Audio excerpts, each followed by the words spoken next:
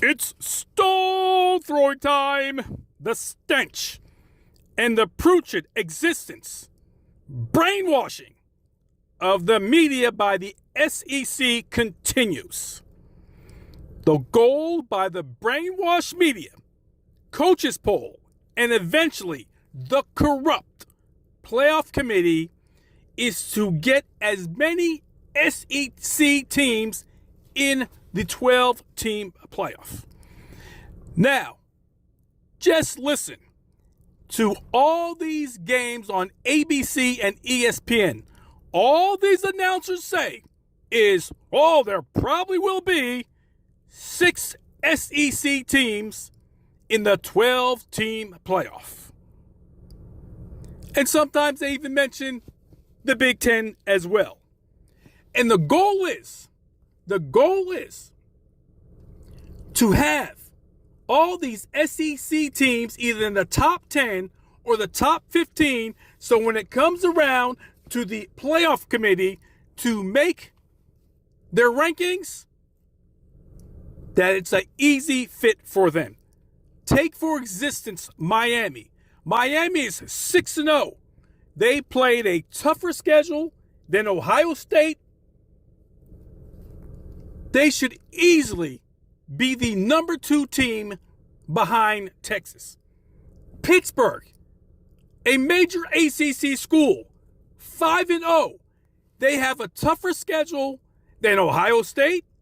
Ole Miss, they just basically scraped the top 25 this week. Georgia loses. They're no longer undefeated. They lose to Alabama, who lost to Vanderbilt. Missouri gets blown out. Ole Miss loses to Texas. Ole Miss lost to Kentucky. Then they got blown out from South Carolina, 31-6. Yet they fell out the top 10 and they're right back in it. And they barely beat UAB. SMU, 5-1. Tougher schedule than some of these SEC teams. These overrated SEC teams they constantly put in the top 10.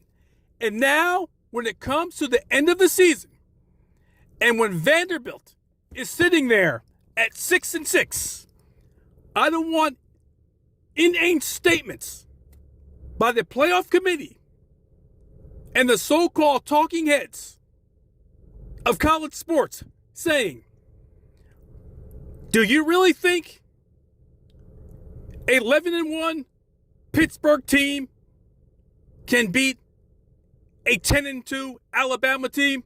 Yes. Because a 6-6 Vanderbilt team beat the mighty Alabama team. So look at these records, take a look at these records, and stop being brainwashed by the SEC and start looking at these teams for the records and their schedule. You've been listening to Stone Throwing.